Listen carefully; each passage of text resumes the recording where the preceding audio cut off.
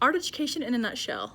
Art education in the U.S. has been deeply informed by the educational context of general education in the U.S. And so in the U.S., there have been different ways of educating in different parts of settling groups and colonizing groups that came to the U.S. and had different values. And so in Massachusetts, there was a really strong need for people to be educated so they could read the Bible for themselves and to really be informed. And in Delaware, it was settled a lot by Quakers, and there was a balance. They wanted people to get education and to make it through high school, but they also wanted them to be useful and be able to function. And then through Kentucky and Appalachia, the value of education was really about story and being able to speak what you had on your mind, but not necessarily book learning. And actually there's a little bit of distaste for people with more of an academic background. And then there in the South, with the plantations and things, education was really about private schools and private tutors, and there was an intentional effort to keep some people educated and other people not educated. And how curriculums have developed and where they develop from is tied into that bigger story. And so nothing happens in a vacuum, and art education doesn't happen in a vacuum. And so art education is tied to all of these pieces. And so it really does change kind of what different things have occurred in art education because of where they've started. Art education in the U.S. has a history before the U.S. So when Catholic missionaries came over and they wanted help building their churches and sanctuaries and things like that, they really needed to have some skilled labor. And so they did instruction on how to do that aesthetically. When people came over in the colonies and they needed to make money or they wanted to trade services, they would teach education classes and art education classes. And so art education happened that way. What we know about art education historically also depends on the historians doing the research. So based on what's available and who was important enough to document in the time. And so there are holes in this history and narrative. And so some of the holes are related to how much information we know about how different people groups of different minority or women were educated in art and how that went forward. The Art Academies became a thing. Philadelphia had the first Art Academy, followed by New York. And then as different artists kind of decided that they were going to do different things, there were more art academies that were built. And that was kind of like towards the late 1700s, early 1800s, not 800s. And then around the mid 1800s, Horace Mann was in Massachusetts, and he really felt that art education needed to be part of the curriculum, that it was important, and that he really advocated for that, and for a moral level, to be able, the aesthetic values of things. And then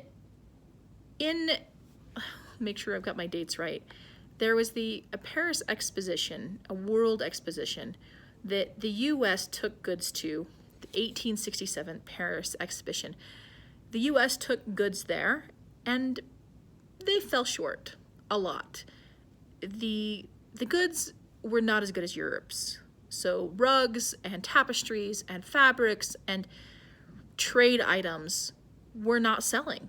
And they weren't selling because they weren't as pretty. And the aesthetic quality and the skill and the craftsmanship wasn't at the level that Europe's were. And so 3 years later, Massachusetts really mandated that art become part of the curriculum, mainly drawing and drafting, because there was a need for it economically. They needed their goods to be better so that they could sell them and have some of the economic pressure relieved. And so from that, it became a subject. And so it went through different movements. It became part of like a professional skills association, the professional education and movement, training students into industry, probably what CTE is a lot of times now, the career and technical education movement of today. And then it also helped develop aesthetic senses of beauty, to help craftsmen in their working class, and their need for creativity. And then as the century moved on, and the early 1900s, and there was just lots going on in Europe and more people immigrating, art education also became part of things like the kindergarten movement that was German originated, and the progressive education movement. John Dewey believing that creativity and self-expression were foundational parts of the curriculum. And so those things occurred, and then it really starting to, through this child art and expressionism were starting to be valued before World War I, and then the Great Depression and World War I, and subsequently World War II. Education and what was important in education really shifted dramatically, and why we do art shifted. And so following World War II, art education became a tool to increase patriotism and promote peace. And then there are some big pieces around contributors to art education and how art education was taught, and we'll get into more of that, but for the big scope, knowing the next big piece that really shifted how art education happened is really the Cold War and Sputnik. And so this idea that America might be falling behind the rest of the world with math and science became this crisis for the US, and that's really when core subjects became more focused on, and that's where we were really going to have disciplines that kids really knew, and that's when they really wanted us to be better as a country than Russia and China and other countries that were, really mainly Russia at the time, making big advances in their sciences and math, and this race for space and all of these kinds of pieces. And part of this whole time period culminated in a report called A Nation at Risk. And it really was like, here are all the reasons that we are failing as a country with education, and here's what needs to happen.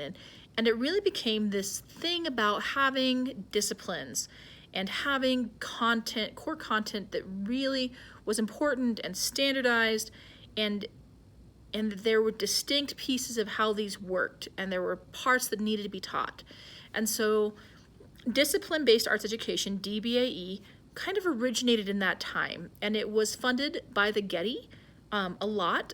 There was a lot of different big players kind of involved in DBAE, but it was really pushed by the Getty and well-funded by the Getty. And it was pushed out and taught to art educators, and it became kind of a prevailing teaching pedagogy for art education. It's what I was trained in as an art educator. And there have been other movements, and there have been other things that have been in play. And so teaching for artistic behavior actually has its roots before DBAE in the 70s, and then there's things like visual culture and things that have their roots a little bit more in the 90s. And so there's these things that are all tying together and working and being parallel as they occur. But DBAE really kind of held the main space through some chunks of the 80s and 90s, and still has a pretty big hold in art education and has some valid pieces there. And so that the next thing that really increased art education was the this need for No Child Left Behind and standards. And so standards and how that worked became part of the priority, and what that looked like changed art education, and having to be accountable for what you're teaching in the classroom changed how curriculum worked. And that's kind of brought us through to now, where we're under ESSA, the Every Student Succeeds Act, and those students Each state has different guidelines for what that looks like successful for students or not. And so that's kind of like from the beginning to now, a brief but not super detailed look at art education, but kind of an overview of where different parts might have fallen. I didn't have any access to the history of art education before I was in my master's. And so it's one of those things that I think is sometimes important for us as we are art educators to understand where some of our teaching philosophies come from. Who did our teachers learn about? Did our professors work with? Who was and what were the main ideas in education as they were in education, because those filter down to us. We teach art like we were taught art a lot, and so knowing the history of art education also helps us understand ourselves better.